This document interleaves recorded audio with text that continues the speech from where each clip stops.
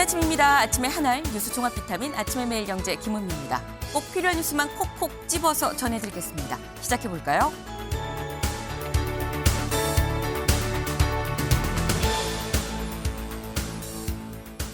네, 먼저 동아일보 일면입니다. 이 대통령 취임 11일 만에 G7 회의에 참석을 한다라는 거죠. 외교 무대에 대비한다라는 게 오늘 동아일보의 일면입니다. 이재명 대통령 4일에 취임을 해서 이제 6일 차죠. 이제 며칠 뒤인 15일, 그러니까 취임 11일 만에 바로 G7 회의에 참석을 한다라는 겁니다. 다자 외교 무대에 이제 데뷔를 할 수밖에 없는 그런 상황인 건데 준비한 시간이 좀 촉박하기 때문에 갈까 말까 말들이 좀 있었습니다. 하지만 어쨌거나 이번에 가게 되면 트럼프 대통령을 직접 대면할 수 있는 좀 좋은 기회이기도 한 만큼 이재명 대통령이 직접 좀 가도록 하자라고 결정을 했다라는 얘기도 지금 들려오고 있죠. 좋은 결실로 좀 이어질 수 있길 기대해 봅니다. 다음 기사 볼까요? 매일경제입니다. 정무수석의 4선의 우상호, 민정 오광수, 홍보 이규현이다라는 겁니다. 네, 지금 인수위 없이 이재명 정부 바로 시작을 했죠. 그런 만큼 시스템을 갖춰가는 속도가 굉장히 좀 빨리빨리 속도를 좀 내고 있는 상태입니다. 앞서서 경제팀 참모진부터 먼저 인선을 좀 했었는데 그 뒤에 이 정무수석, 민정수석, 홍보수석도 연이어서 인사를 내고 있다. 그런데 정무수석의 4선인 우상호 전 의원이 지금 임명이 됐다라는 거죠.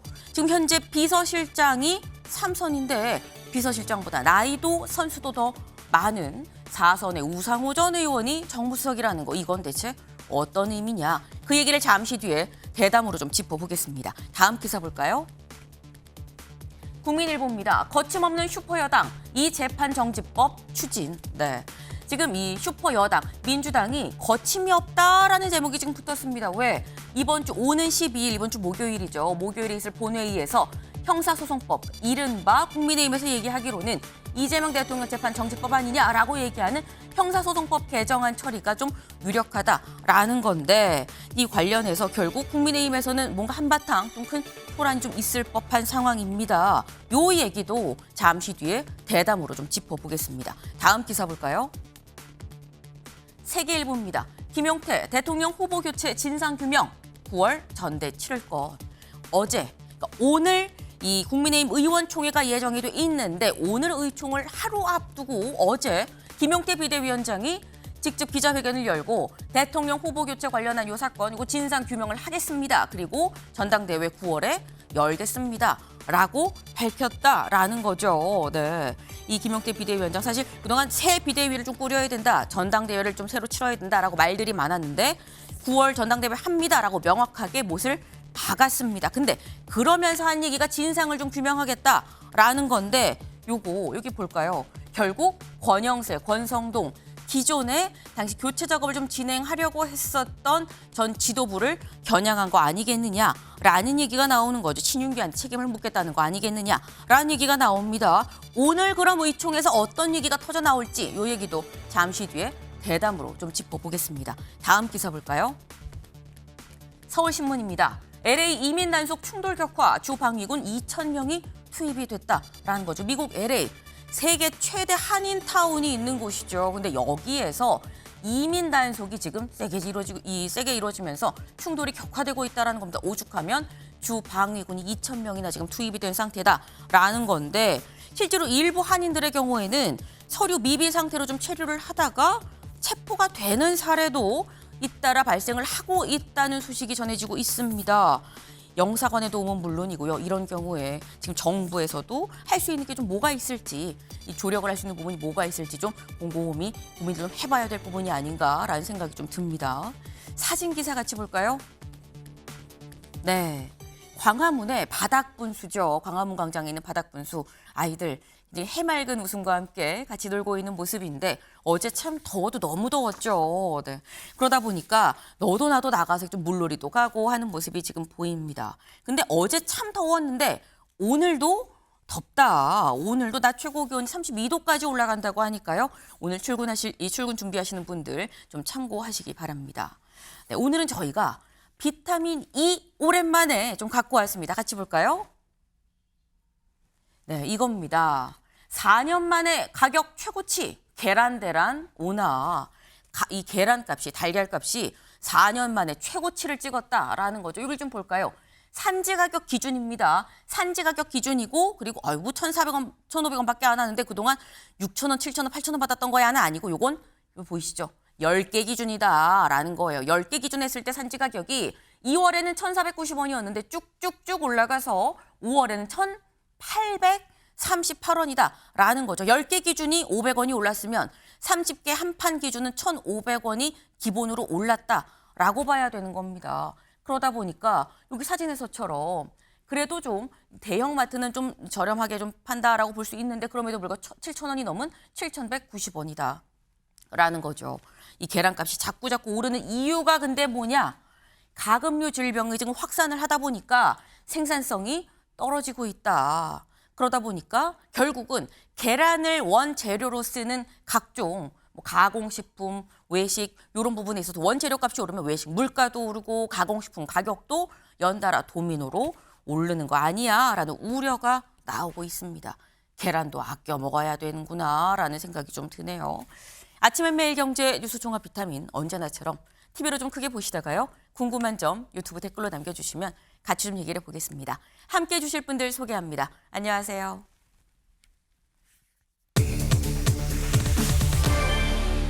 네, 첫 번째 키워드 3선 실장의 4선 수석이다라는 거죠. 보겠습니다.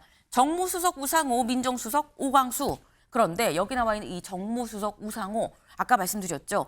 4선입니다. 네. 4선의 이 우상호 이 전 의원이 정무수석에 임명이 됐다라는 건데 직접 들어보고 올까요? 먼저 우상호 정무수석입니다.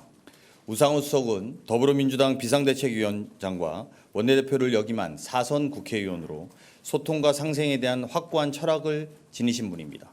다음은 이규현 홍보소통수석입니다. 이규현 수석은 객관적이고 통찰력 있는 시각으로 사회 문제를 조망해온 언론인 출신입니다.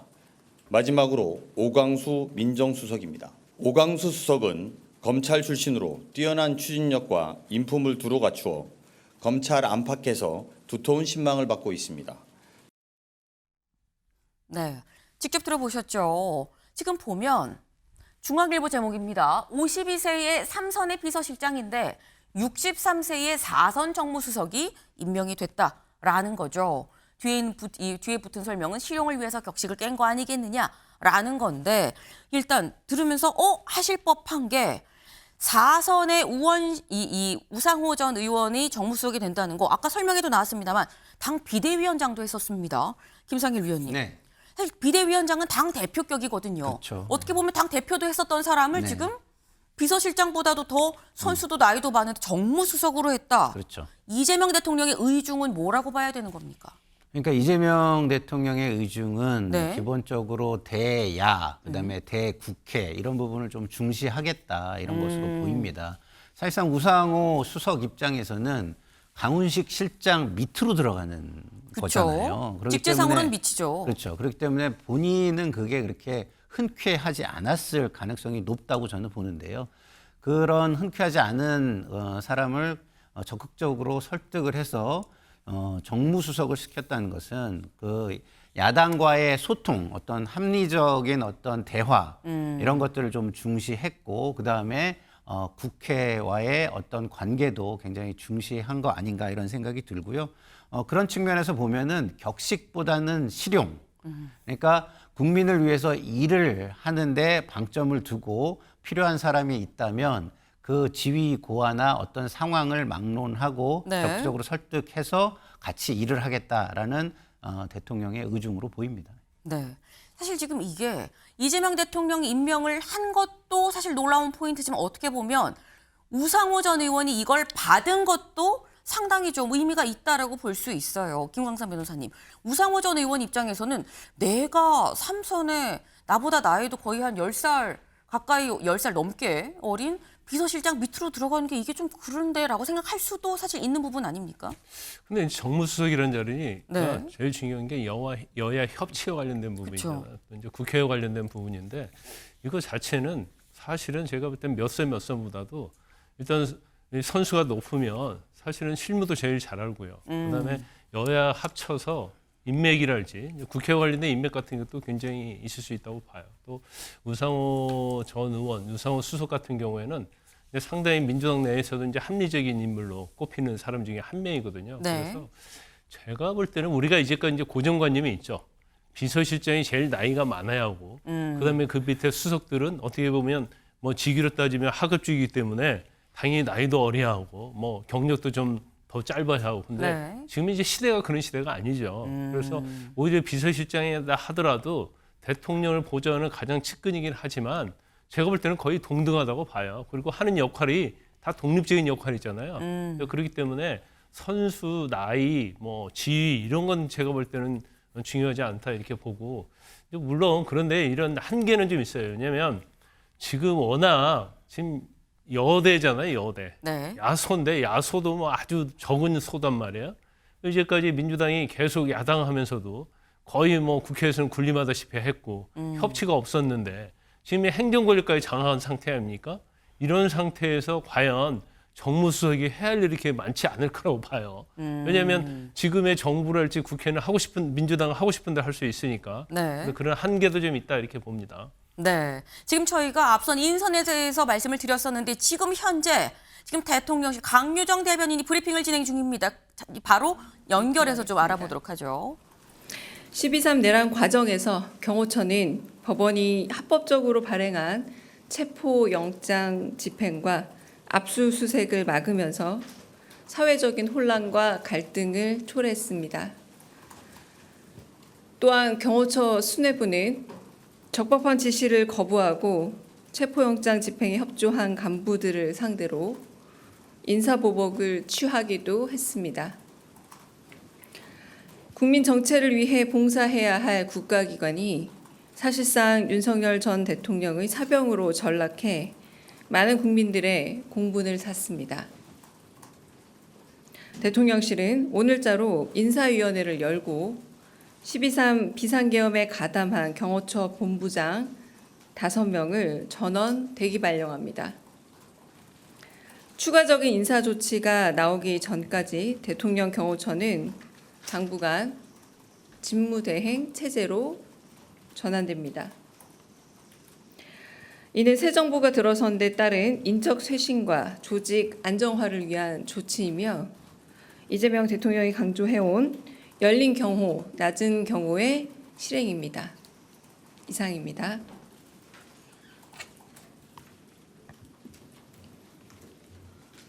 네, 조금 전 강유정 대변인의 브리핑 직접 들어보셨습니다.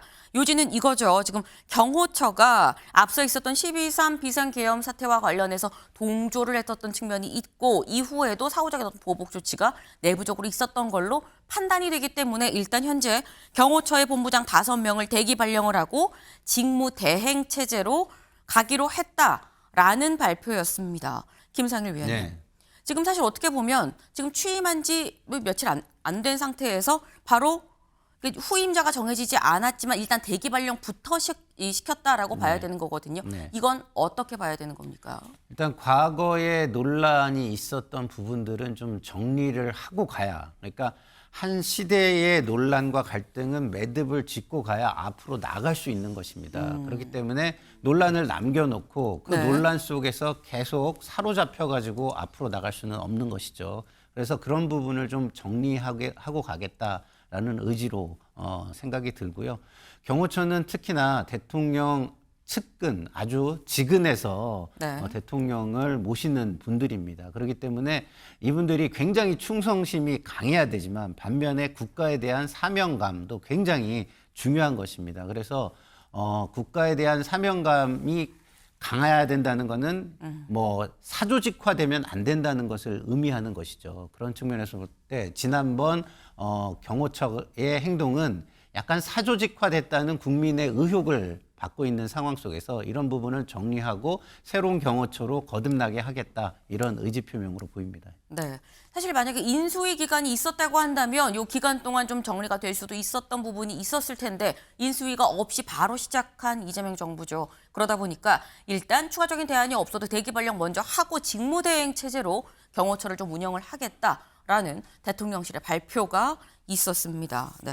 근데 더불어서 저희가 지금 뭐 각종 수석, 지금 조금 전 저희가 들은 경호처 관련 인선은 물론이고요. 그리고 지금 나오는 게 지금 곳곳이 다 빈자리죠. 곳곳이 다 빈자리. 심지어 헌법재판관 후보의 경우에는 앞서서 이완규, 함상훈 후보에 대해서 직접 대통령이 철회를 했습니다. 철회한 그 자리에 지금 현재 후임자가 누가 얘기가 나오고 있느냐. 다음 기사 보시죠. 헌법재판관 후보의 오영준, 위광하, 이승엽이 검토되고 있다. 오영준 서울고법부장판사, 위광하 서울고법판사, 이승엽 변호사가 지금 현재 거론이 되고 있다라는 겁니다. 일단 헌법재판관 임명 공석인지가 좀 돼서 빨리 임명을 하긴 해야 되는데 논란이 일고 있는 것 중에 하나가 다음 기사 볼까요? 이재명의 변호인이 헌재에서 이재명 대통령 관련한 사건 심판해도 되는 거냐라는 얘기가 나오고 있다라는 거죠. 이건 조선일보의 육면 기사입니다. 여기 보면 아까 말씀드린 3명 중에서 지금 현재 이승엽 변호사의 경우에는 지금 현재 이 항소심 파기환송으로 가 있는 선거법 관련한 사건 그리고 위증교사 대북 송금 사건이 다 현재 이 변호인으로 참여를 했었다라는 겁니다. 그래서 지금 조선일보는 제목으로 이렇게 얘기를 하고 있는 거죠. 변호인이었던 사람이 관련한 사건 헌재에 오면 이거 심판해도 되는 겁니까? 라고 얘기를 하고 있습니다. 이상일 위원님. 네. 심판해도 되는 거냐? 심판하면 안 되죠. 네, 심판하면 네. 안 되니까 제가 볼 때는 헌법재판관으로 임명이 된다 하더라도 스스로 네. 회피할 것으로 저는 보입니다. 그러나 그 외의 사건들은 얼마든지 네. 뭐 판단을 할 수 있는 자격이 있는 것이고요.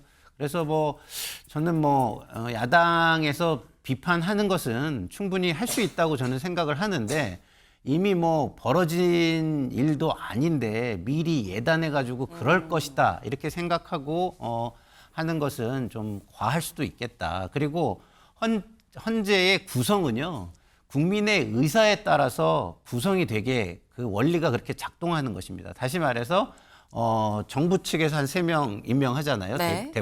대법원장이. 네. 그리고 또 국회에서 또 의회 구성의 그 비율에 따라서 또 3명을 임명하게 돼 있고 네. 그다음에 대통령이 누가 선출되었느냐에 따라서 3명을 구성하게 돼 있습니다. 이 구성 자체가요. 기본적으로 국민 의사가 반영돼서 구성되는 원리를 가지고 있습니다. 그래서 그 원리를 따라가는 것을 뭐라고 하기는 좀 어려운 거 아닌가.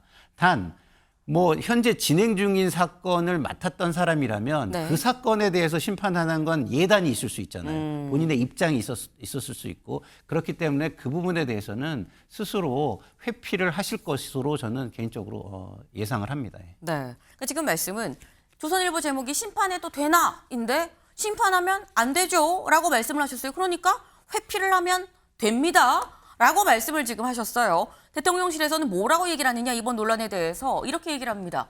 해당 사건을 맡으면 공식에 그럼 나가면 안 된다는 취지냐? 어디가 이해 충돌이라는 건지 좀 이해가 안 된다라고 지금 얘기를 하고 있다라는 거죠. 김광상 변호사님. 근데 해당 사건을 맡으면 공지에 나가면 안 된다는 취지가 아니에요, 저건. 네. 해당 사건을 맡은 사람이 해당 사건과 관계 있는 공직에 나가면 안 된다는 취지죠. 설명을 똑바로 해야 하는데, 그러면 해당 사건 맡은 사람은 예를 들어서 국회의원 출마해도 안 되고 다른 직에 가면 안 된다는 얘기가 그걸 말하는 게 아니고 관련된 공직에 나가면 안 된다는 취지예요. 그걸 너무 협소하게 생각한다고 보고 이건 굉장히 문제가 크죠. 왜냐하면 만약에 이분이 이승엽 변호사가 헌법재판관이 돼버린다고 하면 일단은 이재명 대통령과 관련된 사건이 지금 5개잖아요.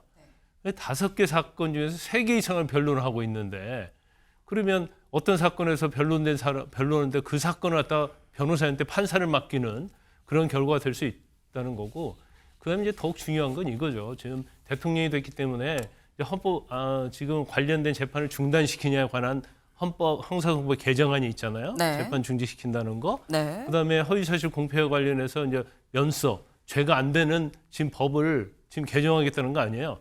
이건 분명히 헌재로 올라갈 거예요.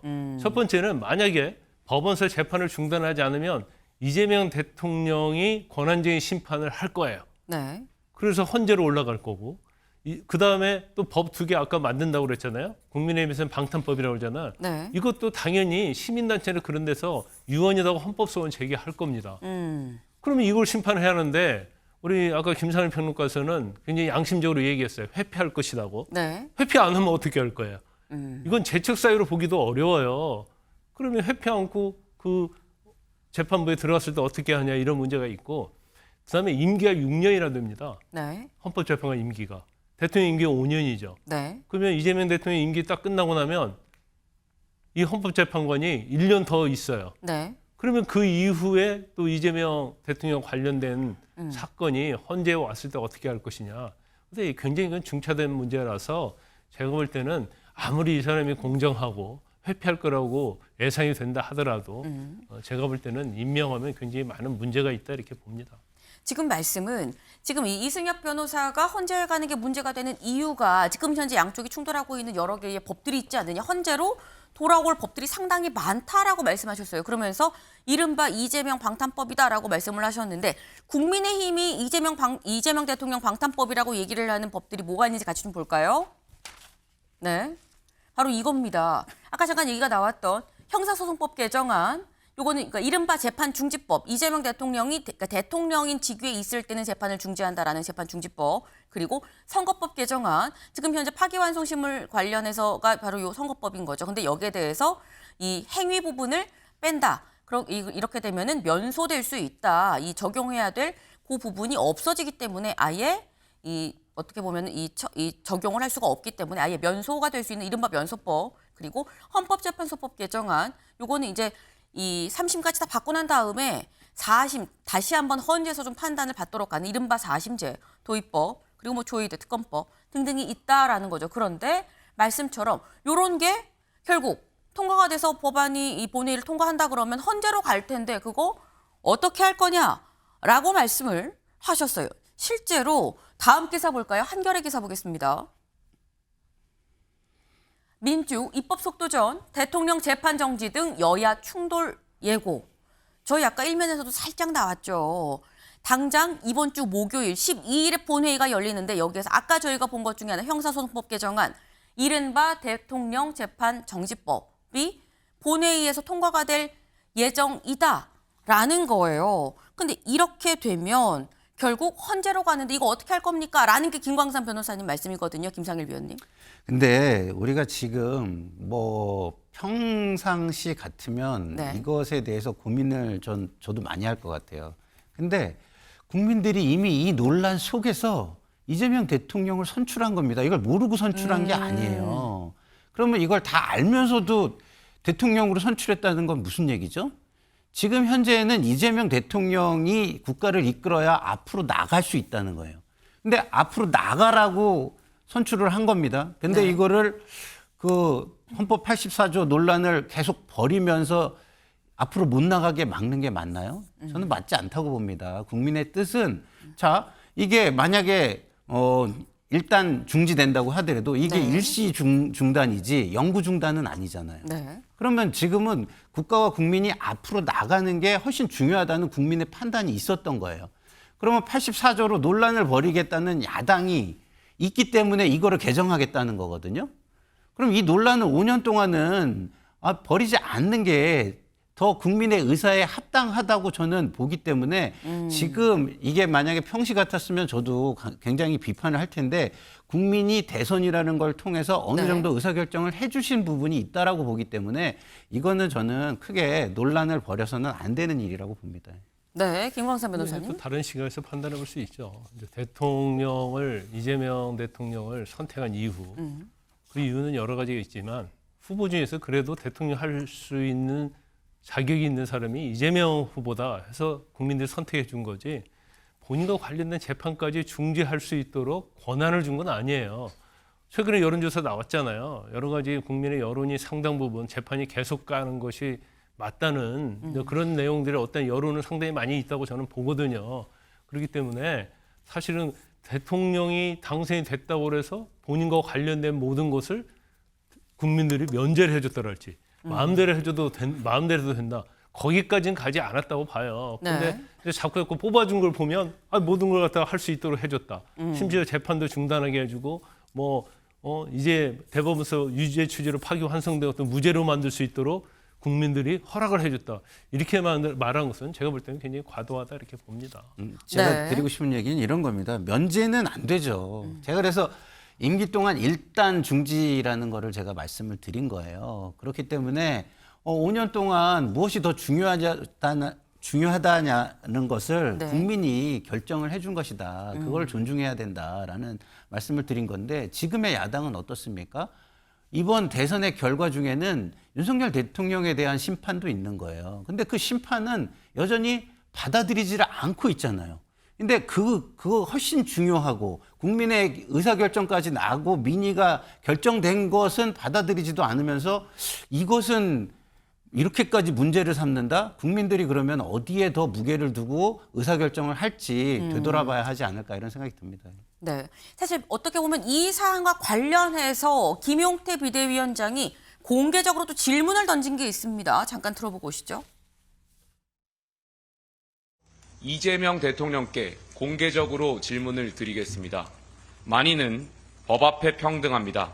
대통령은 취임 전 진행되어 온 재판을 면제받기 위한 자리가 아닐 것입니다.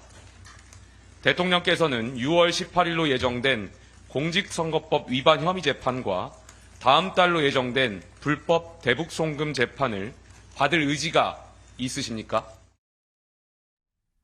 김용태 비대위원장이 이렇게 얘기를 합니다. 이재명 대통령, 그러면 앞으로 있을 이 재판들, 예정되어 있는 이런 재판들 나올 의지가 있으십니까? 라고 지금 물었어요. 김상일 위원님.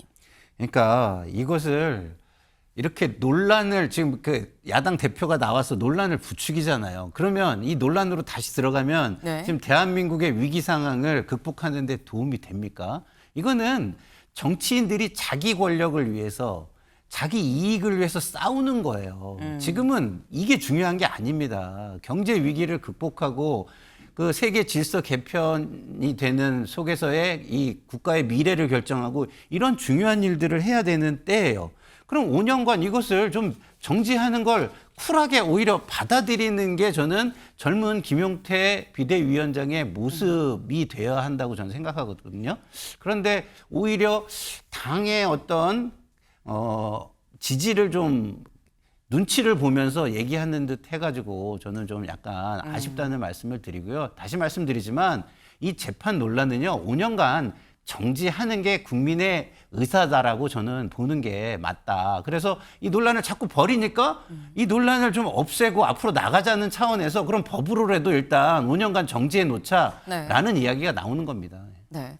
요거는 짧게 김광삼 변호사님 말씀하시는 게 이거예요. 우리가 없애자고 했느냐, 정지하자고 했는데 지금 할 일이 너무 첩첩산중으로 많다 보니까 앞에 있는 당장 급한 것부터 해결을 해야 되니 정지하자고 하는데 여기에 대해서 반대하는 건 좀 안 맞는 거 아니냐라는 얘기거든요. 짧게. 아니 근데 공직선거법 위반에서 개정을 해서 죄를 없애자는 거 아니에요? 그리고 면소 판결을 맞게 해서 대법원에서 파기환송된 사건을 아예 없애버리자는 게 그 취지 아닙니까? 모르겠어요. 저는 이제 재판 중단까지는 뭐 그럴 수 있다고 봐요.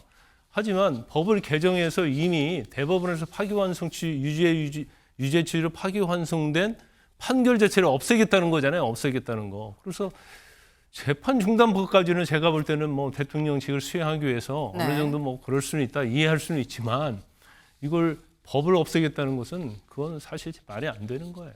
알겠습니다. 아니 중단만 하는 게 아니라 실제로 면소하겠다고 하는 거 아니겠느냐라는 또 말씀을 하셨어요.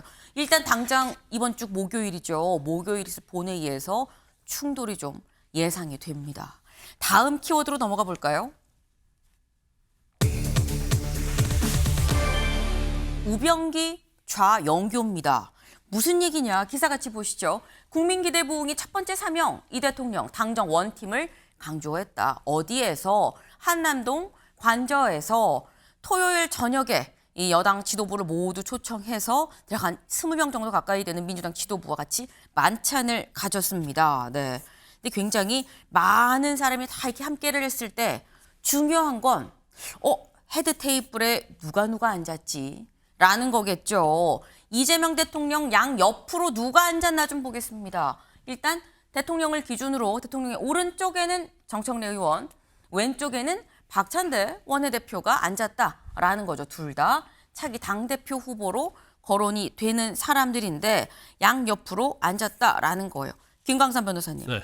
사실 우청래 좌차인데 이게 테이블 자리 선정이 다 의미가 분명히 있는 거일 거거든요. 이건 어떤 의미라고 봐야 되는 겁니까? 이 자리가 굉장히 중요하거든요. 네. 전에 민주당 전당대회 때 최고위원 때 김민석 의원하고 같이 차로 타고 가면서 유튜브 한번 했는데 그걸로 수석의 자리가 완전 바뀌었잖아요. 그 정도로 이재명 대통령, 이재명 대표의 어떤 그립감이 엄청 강하다 이렇게 볼 수 있는데 아까 자리 배석 법칙을 보니까 굉장히 네. 교묘하다는 생각이 좀 들어요. 왜냐하면 저기에는 이제 당대표로 거론되는 분도 있고 네. 서울시장이나 경기지사 출마를 생각하는 분들이 있어요. 근데 그분들 중에서 네. 다 친명이거든요. 그런데 누구는 헤드 테이블 안 앉히고 네. 이걸 하면 결국 형평성이랄지 이재명 대통령에 대한 감정에서 좀 문제가 생길 수 있거든요. 근데 그러다 보니까 나는 중립이다. 그래서 여러분들 알아서 판단하시라 하면서 헤드 테이블을 딱 앉힌 거예요. 그래서 네.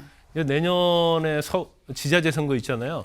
저 중에서 서울시장 선거 나갈 후보군이 마음 있는 사람이 몇 있고 경기도지사랄지 그다음에 이제 가장 앞서 있는 게 당대표 선거거든요. 네. 그래서 이제 그런 사람들 위주로 이제 헤드 테이블에 딱 자리 배치를 함으로 말미암아서 알아서 경쟁을 하라. 이제 그런 취지로 보입니다.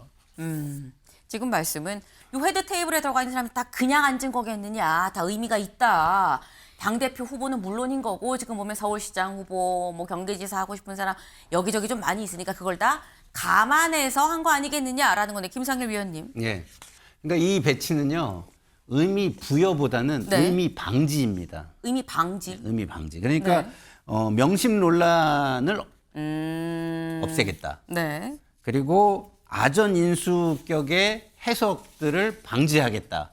이런 어떤 좌석 배치다. 이렇게 보시는 게 맞고요. 여기에 네. 무슨 의미를 부여한다기보다는 네. 그런 것을 막음으로써 지금은 어떤 국정 운영, 그다음에 국민을 위한 정책 이런 거에 집중하겠다라는 의지를 표명한 것으로 보이고요. 그러니까 이제 당정 원팀 뭐 이런 것도 강조를 했지만 그 당정 원팀이라는 것이 누구를 위하여인가, 무엇을 위하여인가 이게 제일 중요하잖아요. 네. 이런 것들을 실용적으로 국민을 위해서라는 것을 좀 보여주기 위한 그런 것 아닌가 싶습니다. 네, 의미 부여 방지용 좌석 배치다라고 또 말씀을 하셨어요. 네. 근데 사실 생각하실 수 있는 게 아니 이번 키워드가 분명히 우병기 좌영교인데 왜 우청래 좌찬대 얘기를 하고 있는 거야라고 생각하실 수 있습니다. 근데 그 이유 저희가 지금 키워드를 이렇게 뽑은 이유가 또 있어요. 다음 사진을 좀 같이 볼까요? 바로 이 모습이죠. 이재명 대통령 오른쪽으로는 김병기 의원 그리고 왼쪽으로는 서영교 의원이 양쪽으로 앉아서 같이 손을 잡았다라는 거예요. 둘 다 양옆에 있는 김병기, 서영교 둘 다 원내대표 후보들이죠. 근데 원내대표 후보들을 나란히 양옆에 놓고 웃으며 둘 다 이 손 잡고 사진을 찍었다라는 건데 사실 후보들 입장에선 누가 더 이재명 대통령이랑 친한가, 명심에 가까운가 이거를 좀 강조할 수밖에 없어 보이긴 한데 김광삼 변호사님, 이 사진만 놓고 봤을 때 둘 중에 누가 더 친해 보이십니까? 둘 다 친하게 보이잖아요. 네. 이제 그걸 노렸을 거예요. 네. 근데 원내대표 자리가 굉장히 중요하죠. 더군다나 거대 여당의 원내대표 자리는 결국 이재명 대통령이 앞으로 국정을 수행하는 데서 뒷받침을 해줘야 돼요. 그 원내대표 중에 누구 어느 한쪽 손을 들어줬는데 네. 만약 그 사람이 안 됐을 때 이후에는 이제 불협화음이 있을 가능성이 좀 있는 거죠. 그래서 오히려 둘 다 나는 다 좋다. 그러면서 이제 충성 경쟁 시키는 거고. 네. 그다음에 본인 입장에서 어느 한쪽이 친명이고 어느 한쪽이 친명이 아니라면 모르겠지만 네. 둘 다 뭐 친명 중에 친명 아닙니까? 그러면 누가 되든 상관이 없는 거예요. 그래서 오히려 한쪽 편을 들어가지고 한쪽으로부터 오해를 받고 멀어지는 걸 방지하고 네. 그래서 이재명 대통령의 어떤 정치적 노하우, 경험 이런 것들이 뭐 아주 뛰어나다 저는 그렇게 봅니다. 네. 어떻게 보면 아까 이 우청래 좌찬대 연장선이라고도 볼 수 있어요. 어느 한쪽에 치우치지 않고 다 친해요라고 얘기를 할 수 있는 그런 이 포메이션 아니겠느냐라는 말씀을 지금 하셨습니다. 그런데 분명히 이재명 대통령 양쪽 다 손을 잡고 있었는데 각각의 후보가 SNS에서 올린 사진은 좀 달랐다라는 거죠. 김병기 의원, 아까 사진인데 이쪽이 좀 없어요. 이쪽이 없고 여기만 잘라서 올렸다라는 거예요. 든든한 오른팔이다. 내가 오른쪽이다. 원내대표는 김병기다라고 올렸고요. 서영교 의원은 이렇게 올렸습니다. 여기는 또 두 사람만 있어요. 아까 사진이랑 좀 다른 것 같습니다. 두 사람만 있는 걸 따로 찍은 것 같다라는 생각이 좀 들긴 하는데 당원이 최초로 선택하는 원내대표 이건 대통령은 이재명, 원내대표는 서영교 찍어주세요라고 하고 따로 또 사진을 올렸다라는 거예요. 네. 지금 이 말 중에 좀 나와 있죠. 이번에 또 권리당원 투표까지도 또 같이 들어가 있는 첫 번째 원내대표 선거이기 때문에 후보들 간 어떻게 보면 경쟁이 상당할 수밖에 없어 보인다라는 생각이 좀 들긴 듭니다. 근데 저희가 뭐 당대표 후보군, 지자체장 뭐 후보군, 원내대표 후보군 얘기를 했습니다만 이게 사실 결국은 이 지도부와의 만찬 자리거든요. 김상일 위원님. 네. 근데 여기서 드는 생각이 그럼 야당 지도부하고는 언제 만나지? 라는 생각이 듭니다. 야당 지도부와도 지금까지의 그 네. 스타일을 보고 그 하시는 어떤 일정들을 보면 네. 곧 만나시지 않을까 저는 그렇게 예측을 합니다. 왜냐하면 그게 굉장히 중요하다는 걸 보여주는 행동들을 많이 하셨거든요. 뭐냐면 김문수 후보에게 전화를 한다든가 네. 떨어진 후보들한테 전화를 한다든가 이런 것들 통합 행보가 굉장히 중요하다는 걸 방점을 두고 있고 그리고 우리가 민주당이 뭐 다 이제 친명 일색이 됐기 때문에 간과하는 게 있지만 지금 인선을 한 어떤 인사들은요 완전 친명으로 시작한 사람들이 아니에요. 소위 말해서 신친명 뭐 이렇게 해가지고 친명으로만 들어온 사람들이 아니에요. 그 전에 네. 친문 뭐 이런 걸 거쳐서 온 사람들이죠. 그렇기 네. 때문에 어떻게 보면 좀 약간 합리적인 그리고 무게감 있는 사람들이다. 또 이렇게 볼 수 있는 부분도 있거든요. 그래서 그런 측면에서 보면은 지금 이재명 대통령께서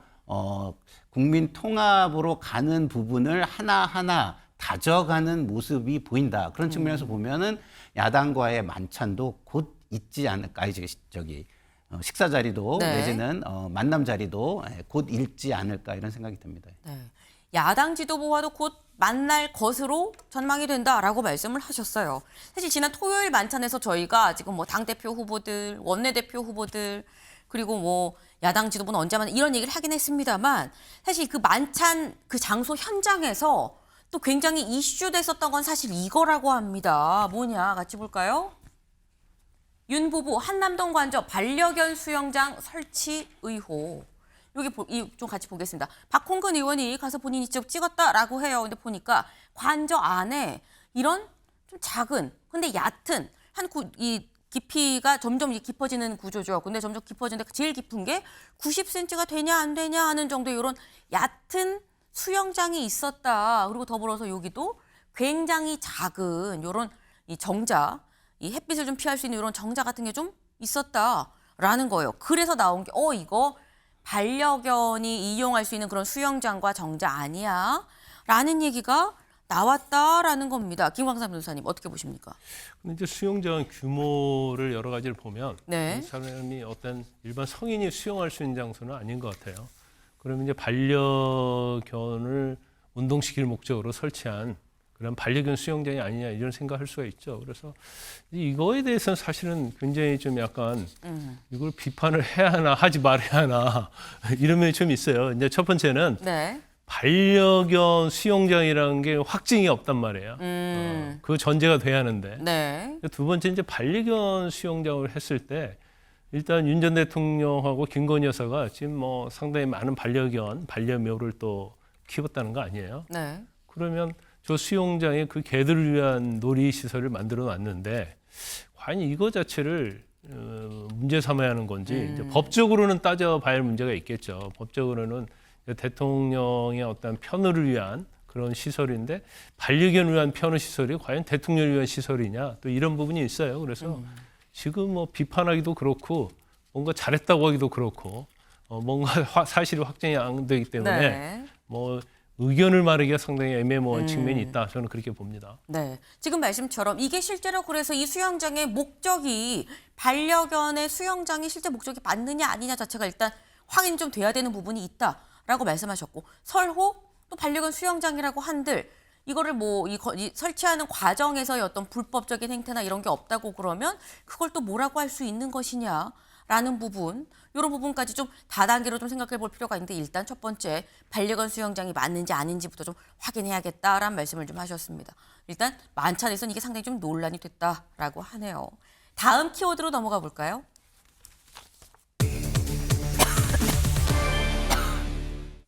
두 번째 키워드 선공입니다. 기사 같이 보시죠.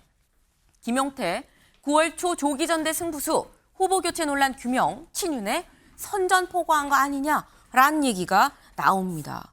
지금 연일 사퇴 압박을 받고 있는 김용태 비대위원장 어제 기자회견을 열고 이렇게 얘기를 했습니다. 직접 들어보시죠. 국민의힘의 당 개혁 과제를 말씀드리겠습니다. 첫째, 9월 초까지 전당대회를 치를 수 있도록 준비를 하겠습니다. 둘째, 대통령 탄핵 반대 당론 무효화를 추진하겠습니다. 탄핵에 대한 찬반의 입장은 관용하되 당내 선출직 공직자들 포함한 주요 당직자들이 지난 비상계엄을 옹호하는 경우에는 윤리위원회 회부에서 엄중한 징계를 요청하겠습니다. 셋째, 당의 대선 후보를 부당하게 교체하고자 했던 과정의 진상을 규명하고 합당한 책임을 부과하겠습니다. 제 임기는 개혁이 완수될 때라고 생각이 됩니다. 당을 살릴 수만 있다면 당원 당규에 따라 저에게 주어진 다양한 권한들을 검토하겠습니다. 네, 직접 들어보셨죠. 9월에 전당대회 하겠다. 그리고 내 임기는 개혁이 완수될 때까지다. 라고 얘기를 했습니다. 근데 사실 오늘 국민의힘 의원총회가 예정이 돼 있습니다. 그리고 지난 의총에서 권성동 원내대표는 사퇴를 했지만 김용태 비대위원장은 사퇴하지 않고 거치 관련 얘기 많이 듣습니다라고 얘기를 했죠. 그래서 오늘 있을 의원총회에서 사실상 김용태 비대위원장 사퇴할지 여부가 좀 결론이 나는 거 아니야 라는 얘기가 있었는데 오늘 의총을 하루 앞두고 지금 들으신 것처럼 어제 기자회견을 자처해서 9월에 전당대회 열겠다. 그리고 내 임기는 개혁이 완수될 때까지다. 그럼 이 말인즉슨 이창근 의원님. 그럼 원래 임기는 30일까지거든요. 30일 넘어서 9월 전대까지 다 내가 책임진다라는 겁니까?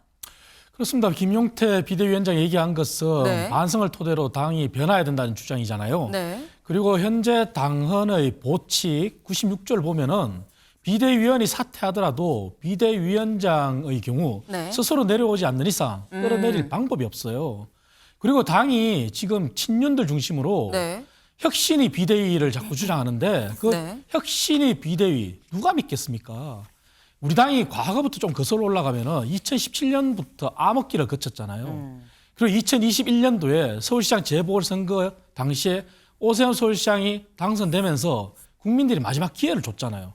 하지만 그 황금 같은 기회를 대선 승리의 주춧돌인데 윤석열 전 대통령이 아주 간소한 차로 이기고 네. 그 이후에 어떻게 됐습니까? 윤석열 전 대통령과 김건희 여사를 옹호한 친윤들 세력 때문에 당이 또다시 암흑기로 가고 있지 않습니까? 그렇다면 친윤들이 김용태 비대위원장 보고 내려오라 마라 이런 얘기를 할 수가 없는 거죠. 오히려 지금도 조력하고 옹호한다면 그 사람들이 스스로 거취를 정해주는 것이 김용태 비대위원장이 고군분투하면서 당을 살리겠다 하는 거기에 뒷받침해 주는 거죠. 그렇기 때문에 당은 당규에는 위배되는 게 전혀 없어요. 네. 지금 김용태 비대위원장이 뭐 개혁이 뭐 완료될 때까지 전당대회 때까지 하겠다라고 얘기하는 이런 부분에 대해서 뭐 당원 당규에 위배되는 부분이 전혀 없다 할 수 있는 부분인 거고 오히려 뭐 친윤들이 오히려 이 길을 좀 터줘야 되는 부분 아니냐라는 취지로 지금 말씀을 하셨습니다. 근데 말씀 중에 이런 얘기 하셨죠. 사실 당원 당규상으로 봤을 때 비대위원장은 본인이 사퇴하지 않으면 그럼 아무 상관이 없다. 계속 있을 수 있다라고 얘기를 했는데 지금 현재 비대위의 구성을 좀 같이 볼까요? 같이 보겠습니다. 원래 지금 현재 비대위원장은 김용태 비대위원장 밑에 원내대표와 정책위 의장이 당연직으로 들어가고요. 그리고 이미자 비대위원, 최영도 비대위원, 최보현 비대위원장이 있었습니다. 그런데 보이시는 것처럼 모두 다 사의를 표하고 나홀로 비대위, 나 혼자 남은 상황이에요. 근데 그렇다고 한다면 김수민 의원님, 일단 본인이 나는 9월 전대까지 하겠다라고 하지만 비대위에서 어떤 것도 의결을 할 수 없는 이런 상황에서 나홀로 비대위가 역할을 할 수 있을까라는 현실적인 생각이 들긴 하거든요. 네, 사실 절차적으로는 김용태 비대위원장 혼자 남아가지고 당의 네. 혁신이라든지 조기 전당대회 준비 이런 것들을 하기 상당히 어려울 겁니다. 거의 불가능할 수 있는 그런 상황인 것인데 네. 그렇기 때문에 비대위원을 뭐 새로 선임한다든지 하는 이런 재구성의 노력이 있어야 될 것으로 보이고 여기에서는 의원총회의 동의라든지 이런 것들이 필수적인 것으로 보여요. 그래서 일단 김용태 비대위원장이 현재 뚫을 수 있는 길은 본인이 직위를 유지하면서 당의 혁신 작업을 하려면 네. 비대위원들을 새로 채워 넣는 이 작업을 해야 되는 것이고 의원총회 등을 통해서 당의 총의를 모아나가는 그런 작업을 거쳐야 될 것으로 보이는데 그걸 위해서라도 일단은 의원들과 당원들을 상대로 해서 당의 혁신이 어디로 나가야 되는가 네. 이 방안을 던질 필요가 있었겠죠. 그렇기 때문에 최근에 이런 선언들이 나오는 것이고 네. 결국에는 근데 김용태 비대위원장 혼자 할 수 있는 일은 아니고 의원총회 동의를 통해서 새로운 우군들을 확보하고 또 비대위를 좀 더 이렇게 위원들을 새로 구성을 함으로써 네. 조기 전당대회까지 갈 수 있는 그 동력을 이번 주 안으로 마련할 수 있느냐 이것이 가장 큰 관건이라고 보입니다. 지금 말씀은 일단 현재 비대위에서는 본인 혼자밖에 없지만 그렇기 때문에 다시 비대위원을 선임하는 절차를 좀 거치지 않겠느냐. 그리고 사실 원내대표도 이 사의를 표명했지만 당장 오는 16일에 다음 주 월요일인가요? 다음 주 월요일에 원내대표 선거를 통해서 원내대표를 뽑겠다라고 얘기를 하고 있죠. 근데 관건은 어떤 생각이 드냐면 과연 김용태 비대위원장의 이런 생각에 친윤계가 받아들일 것이냐라는 겁니다. 아까 당무감사권을 얘기를 했죠. 당무감사권, 지난 전대에서 있었던 것들, 이 후보 교체, 전 지도부에서 후보 교체를 하려고 했었던 그런 부분들 내가 정확하게 좀 진상을 좀 규명을 하겠다라고 얘기를 했는데 여기에 대해서 권영세 당시 비대위원장이 글을 올립니다. 단일화 과정의 진상규명 환영한다. 다만 처음부터 이걸 부당한 단일화라고 규정을 한 거 이거 앞으로의 진상규명 절차 중립성을 의심하게 하는 매우 잘못된 표현이다라고 하면서 이번 단일화 과정의 적법성 법원도 분명하게 인정하지 않았느냐. 가처분 기각하지 않았느냐. 제가 사퇴한 것도 단일화 실패를 책임지는 차원에서 한 거지 이게 불법 부당하다고 해서 이걸 내가 인정해서 내려온 게 아니다라고 얘기를 했습니다. 지금 이걸 보면 이창근 위원님, 친윤계 입장에서는 결국 우리가 잘못한 거 없고 법원도 인정한 적법한 절차였었는데 지금 부당한 후보 교체라고 얘기하면서 답정로로 지금 몰고 가는 거 아니야? 라고 얘기를 하고 있거든요. 친윤들은 저런 말을 할 자격이 없습니다. 왜냐하면 부당한 게 맞죠. 법원에서 얘기한 것이 가처분 기각이 가처분의 실익이 없다는 이유거든요. 네. 그리고 전당대회를 통해서 후보자가 지명이 됐는데 또다시 전당대회와 전국위원회를 개최하는 것이 당헌 당규와 맞지 않는 측면이 있다고도 지적을 했어요. 네. 다만 전국위원회나 전당대회가 후보 교체 시도나 후보 자격 박탈로 이어지는 것은 지금 현재로서는 아니라고 했어요. 네. 하지만 그 이후에 어떻게 됐습니까? 후보 자격을 박탈했잖아요, 심야에. 그리고 3시에 공고를 냈는데 공평한 기회를 줘야죠, 그러면. 근데 단 한 사람, 한덕수 당시 후보만 등록을 했잖아요. 그럼 부당한 게 맞죠. 만약에 부당하지 않았더라면 친윤들이 옳았더라면 친윤들 지역구에 있는 당원들조차 찬성을 했어야 되겠죠. 하지만 부결 났잖아요. 당원들이 정당 민주주의를 회복시켰잖아요. 그러니까 친윤들이 저렇게 아전 인수격으로 해석하는 것은 맞지 않고요. 당이 제대로 가기 위해서는 본인들이 지금 그간에 윤석열 전 대통령과 김건희 여사를 옹호하고 조력하면서 어떤 상황을 왔는지 봐야 됩니다. 그리고 다시 한번 말씀드리지만 또다시 암흑기로 가는 것은 친윤들이 전면에 났을 때 네. 영원히 국민들로부터 멀어질 겁니다. 네. 그러니까 지금 말씀은 지금 굉장히 강도 높게 친윤 이러면 안 된다라고 말씀을 지금 하셨어요. 근데 지금 저희가 얘기하는 바로 요 사건, 이 5월 10일이었었나요? 그때 이 하루 동안에 밤사이에 몇 시간 상간에 후보 교체 공고가 붙고 1시간 만에 후보 등록을 한 한덕수 당시 후보, 그 얘기를 지금 하고 있는 거죠. 당시 어떤 일이 있었는지 저희 그래프로 좀 볼까요? 이걸 얘기하는 겁니다. 5월 9일 날 의총에서 후보 재선 출권안을 지도부에 위임을 했고 그리고 최종 단일화 협상이 결렬이 되고 그리고 난 다음에 5월 10일로 넘어간 이 새벽 사이에 지도부가 비대위 선관위를 개최를 했고 후보 자격 취소 공고가 새벽 2시에 있었고요. 3시에서 4시 사이 1시간 동안 새롭게 공고를 올립니다. 후보 등록하세요. 요때 한덕수 당시 후보가 입당하고 후보 등록까지 마쳤다 홀로.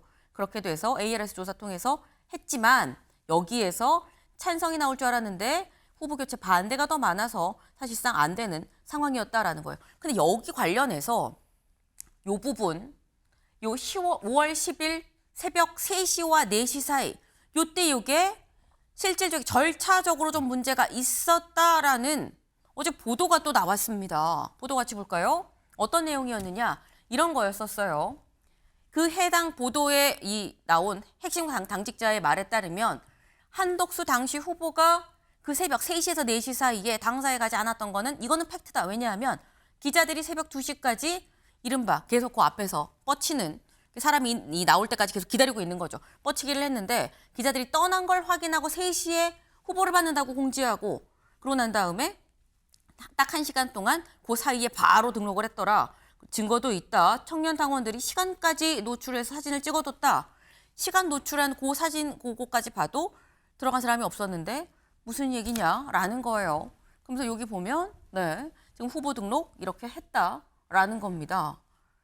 근데 그렇다고 하면 사실 여기에서는 이 얘기는 김수민 위원님 후보 등록 서류 미리 받았다가 그냥 자체적으로 안 해서 내고 공고 낸 거잖아라고 얘기를 하는 것 같은데 또 일각에선 보지 않았다고 안 했다고 어떻게 얘기를 할 수 있는 거냐. 대리자가 갔을 수도 있고 안 보는 사이에 뒷문으로 들어갈 수도 있는 건데 라고 얘기할 수 있어요. 네, 그런데 뭐 기자들 포함해서 그리고 당원들까지 현장에 있었던 당원들까지 포함해서 네. 봤다는 사람이 아무도 없는 뭐 이런 사태가 일어난 것 같아요. 이게 부재자 투표라는 말은 들어봤는데 부재자 출마는 처음 들어보는 것 같습니다. 근데 후보 등록 서류가 32종입니다. 네. 이거를 방문을 하지 않고 할 수 있느냐. 그리고 32종을 심사를 받으려면은 현장에서도 어느 정도로 검수받는 과정이 있을 텐데 그거를 왔다 갔다 하는 과정에서 전혀 나타나지 않았다. 누구도 본 사람이 없다. 이렇게 되면은 없었던 거 아니냐 쪽에 무게가 실릴 수밖에 없는 것이고 그리고 이거를 미리 당에서 받아놨다가 등록을 한 거 아니냐. 네. 이건 당연히 나올 수밖에 없는 얘기고 그리고 그날에 있었던 그 시간대에 있었던 일에 국한되는 게 아닙니다. 왜냐하면 우리가 다 알고 있는 사실이지만 김문수 후보가 결국에 등록을 해서 선거를 치르게 되는데 초창기에 김문수라고 이름이 적혀 있는 어떤 그 유니폼이 없는 상태였거든요. 그래서 한간에서는 이거 기호 2번 한덕수 이렇게 찍어놓고 준비하고 있다가 안 됐기 때문에 김문수 후보 거를 준비 못한 거 아니냐. 이 얘기도 나오고 나아가서는 선거 차량도 한덕수 후보 명의로 준비된 것이 있었다. 이런 증언까지도 나오는 그런 상황이거든요. 이 자체가 전반적으로 일단 권영세 전 비대위원장이 프레임을 바꿔치기를 했는데 원래 이제 김용태 비대위원장이 부당 후보 교체라는 표현을 썼죠. 네. 그러니까 정당하냐 부당하냐 이 문제인데 이거를 적법하냐 불법이냐 이것으로 바꿔치기를 했어요. 근데 이것은 그 적법 부적법을 떠나서 부당한 공천이고 나아가서는 불법이 될 수도 있습니다. 왜냐하면 끝까지 확인 안 해봤는데 김문수 네. 후보로 계속해서 굳히기가 됐기 때문에 끝까지 확인이 안 된 사실이 있는데 만약에 한덕수 후보로 교체를 했다면 네. 과연 선거법에 명확하게 적시되어 있는 민주적 공천 과정을 거쳤는가 여기서 걸릴 수도 있는 거거든요. 그래서 이게 적법하다라고 단정지을 수도 없는 사안이거니와 적법 부적법을 떠나서 명백히 부당한 것이었고 이거는 당연히 국민의힘이 최소한의 혁신이라도 하겠다면은 이 당시의 상황에 대해서는 굉장히 수사에 준하는 당무감사는 당연히 있어야 된다고 봅니다. 네. 그 지금 말씀은 김용태 비대위원장이 정당과 부당의 차원에서 부당한 사건이었다, 부당한 후보 교체 시도였었다라고 얘기를 한 거를 권영세 전 비대위원장은 이거 적법이냐, 이 불법이냐라는 프레임으로 살짝 교체한 걸로 보이는데 그 자체가 좀 맞지 않고 사실상 불법일 가능성도 좀 있어 보이는 상황이다 때문에 자세히 좀 들여다봐야 된다라고 말씀을 하셨어요. 근데 어쨌거나 김용태 비대위원장의 얘기에 권영세 전 비대위원장이 직접 SNS 글로 환영한다. 우린 적법이었다라고 지금 얘기를 하고 있다라는 거. 친윤과 김용태 비대위원장 얘기가 지금 강하게 충돌을 예고를 하고 있는 거죠. 특히나 말씀드렸죠. 다음 주 월요일인가요? 16일 원내대표 선거가 예정이 돼 있습니다. 근데 생각할 때 이렇게 되면 친윤이 원내대표를 만약에 이 원내대표로 선출이 된다면 어떻게 되는 거야? 생각할 수 있죠. 실제로 기자들이 김용태 비대위원장한테 향후 이어질 이 일정은 원내대표, 신임 원내대표가 좀 정해야 되는 거 아닌가요? 라고 물어봤습니다. 뭐라고 얘기했는지 직접 들어보시죠. 원내대표는 의총에서 선출되는 분이시죠. 교섭단체의 장으로서의 역할이 있는 것이고요.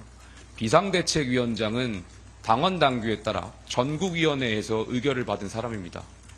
누가 더 정당성이 있는지는 기자님께서 생각해 보시면 될 것 같습니다. 네, 이창근 의원님. 지금 김용태 비대위원장은 나는 전국위에서 의결이 된 사람인 거고 원내대표는 원내에서 의원총회를 통해서 선출된 사람이기 때문에 내가 더 정당성이 있다. 원내대표가 누가 되든지 간에 내가 주도할 거다라는 얘기로 지금 들려요. 맞습니다. 당은 당규에 네. 원내대표는 의원들을 대표하는 것이고 네. 원내에 관한 권한입니다. 그리고 만약에 당대표 또는 당대표 권한 대행이 거리가 될 경우에 원내대표가 승계를 받을 수 있어요. 그 얘기는 비상대책위원장이 당대표나 당대표 권한 대행을 대행하는 자리이기 때문에 비상대책위원장이 그만두면 원내대표가 그 자리를 승계할 수 있어요. 하지만 그만두지 않은 상황에서는 과거 친윤들이 이준석 전 대표를 몰아내기 위해서 당헌 당규를 무리하게 교체를 했잖아요. 그거 선출직 최고위원 4명이 사퇴할 때 지도체제가 붕괴되도록 만들었잖아요. 네. 하지만 지금은 그런 조항도 없어요. 그런데 지금 비대위원장을 또 몰아내기 위해서 그런 조항을 만든다? 과연 당원들이 찬성할까요? 찬성 안 합니다. 그렇기 때문에 김용태 위원장 말대로 네. 원내대표가 선출된다고 하더라도 비상대책위원장이 사퇴하지 않는 이상 네. 원내대표가 그 자리를 대신할 당헌의 근거는 없어요, 전혀. 예.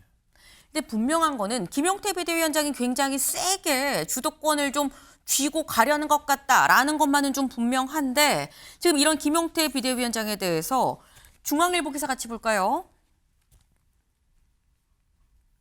네. 김용태 9월 초 전대 띄우자 친한 응원, 친윤 중립성 의심. 친한계에선 응원합니다라는 메시지가 연일 쏟아지고 있습니다. 같이 보겠습니다. 먼저 박정아 의원 이렇게 얘기를 했다고 하죠. 젊은 비대위원장의 고뇌를 응원한다. 너무 당연한 길임에도 내부 총질이라 비난하며 애써 외면하고 깔아뭉개왔던 그분들과 그 시간들이 야속합니다. 응원합니다라고 얘기를 하고 있어요. 그러니까 지금 김용태 비대위원장 잘하고 있습니다. 라고 얘기를 하고 있는 건데 근데 지금 당내의 이 어떤 구도라고 해야 될까요? 그 부분 같이 보죠. 당내 구도 같이 보겠습니다. 지금 현재 친윤과 친김문수, 친한동훈 약간 이런 구도로 조금 짜여져 있다라는 거예요. 그래서 친윤은 혁신형 비대위를 얘기를 하고 있는 거고 친김문수, 친한동훈은 다르긴 하지만 공통적으로 전당대회를 지금 얘기를 하고 있는 거죠. 일단 분명한 건 김용태 비대위원장은 이쪽은 아니고 이쪽으로 섰다. 이쪽 입장이다라는 건데 하지만 김수민 위원님 또 한편으로 생각하면 또 지금 한동훈계에서는 응원한다고 하지만 현충원 참배는 김문수 후보랑 같거든요. 또 이게 어디에 서 있는 거냐? 이 어둠에 이쪽이 더 가깝냐 이쪽이 더 가깝냐라는 거예요. 네. 김용태 위원장이 친 김문수 쪽이냐 친 한동훈 쪽이냐 네. 헷갈린다면 네. 그건 김용태 위원장의 노림수가 맞아떨어진 주요하고 거라고 있다. 볼 수 있겠습니다. 여기 화면에는 이제 친윤, 친 김문수가 따로 명시가 되어 있는데 사실 친윤 그룹이 분할을 한 것이죠. 지난번에 후보 교체 파동 이걸 계기로 해서 사실 현재도 친윤이다라고 했을 때는 그 당시에 친한덕수라고 볼 수가 있는데 사실 지금 김용태 위원장 행보가 일단은 계엄에 대한 명확한 선긋기라든지 이런 것들은 이제 물론 친 김문수 쪽에서도 계엄은 반대한다라고 얘기를 하고 있지만 네. 조금 더 친 한동훈계 쪽에 마음에 드는 그런 행보인 동시에 지난번에 후보 교체 파동에 대해서 당무감사를 하겠다라고 하는 것은 친 김문수계에서도 상당히 반길 수 있는 그런 사안이거든요. 그래서 현재 김용태 위원장은 사실 다른 비대위원들이 사퇴도 하고 어느 정도 고립될 수도 있는 네. 그런 상황에서 좀 다수화 전략을 취하고 있다라고 봐야 될 것 같아요. 그래서 한덕수 전 총리로의 교체를 시도했었던 그 세력으로 좀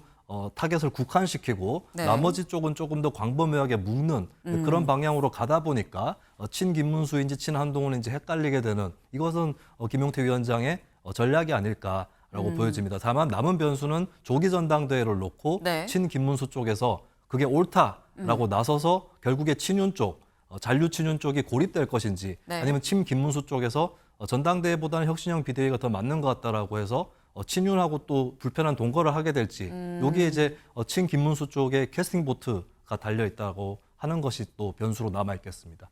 이렇게 되면 친김문수 쪽이 약간 또 캐스팅 보트가 된다라고 또 말씀을 하셨어요. 근데 당장 오늘 또 이 국민의힘 의총이 있죠. 여기서 드는 생각이 일단 김용태 비대위원장이 전략적으로 요쪽 스탠스에 지금 쓴 것 같은데 친김문수인지 친한동훈인지 모르겠지만 요게 좀 일부러 전략적으로 한 건데 또 주요한 것 같다라고 말씀을 하셨는데 드는 생각이 이창근 위원님. 지금 국민의힘 오늘 있는 의총에서 분명히 온갖 얘기가 지금 나올 거거든요. 새 싸움으로 본다고 했을 때 친윤과 친김문수 플러스 친한동훈 이쪽으로 본다면 숫자는 이쪽이 더 어쨌거나 많은 거 아니야? 친윤 쪽이 많은 거 아니야? 라는 생각도 좀 들어요. 맞습니다. 불편한 진실이지만 네. 의원들의 수싸움에서는 당연히 친윤계들이 월등히 많죠. 하지만 그 사람들도 정말 김용태 젊은 비대위원장의 진심을 믿고 그리고 국민들만 바라본다면은 과거의 자신들의 모습을 반성하는 행태를 오늘 보여줘야 될 겁니다. 그게 아니라 과거처럼 똑같이 일관한다면은 아마 세력은 많기 때문에 의원총회에서는 친윤들의 발언이 먹히겠죠. 하지만 국민들로부터는 멀어지겠죠.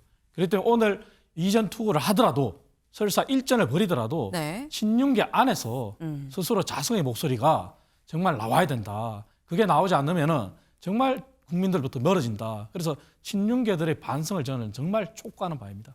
네.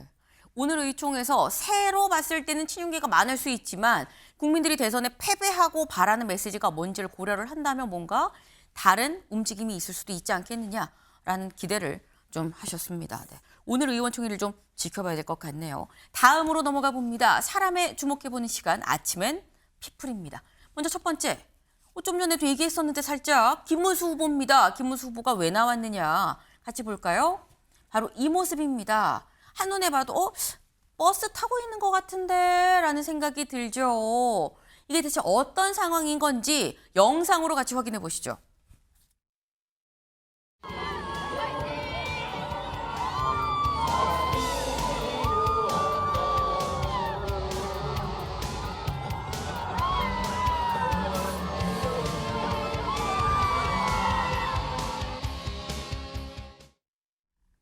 네, 김문수 후보 어디를 버스를 타고 가는 중인 것 같아요. 그런데 그 앞에서 막 와 환호가 들리고 차창으로 비치는 모습이 뭐 윤 어게인 태극기도 이렇게 좀 보이고요. 그런 모습이 보입니다. 그래서 사실 한가는 김수민 의원님 무슨 얘기가 돌았냐면 이거 윤 어게인 집회에 김문수 후보가 참여한 거 아니야? 라는 얘기가 사실 돌았었어요. 그런 이 사진과 메시지 받으셨습니까?